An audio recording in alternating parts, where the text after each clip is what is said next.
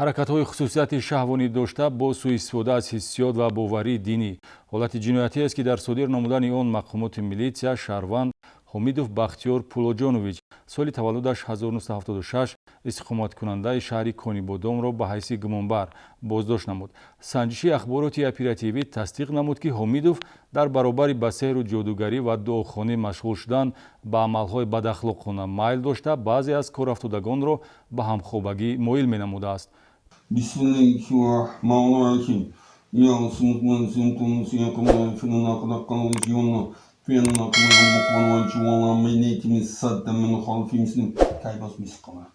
пешгӯии тақдир, бахткушоӣ, навиштани тумору таштоб, пешниҳоди ҳар гуна ашёҳои маишӣ гӯё тавассути дуо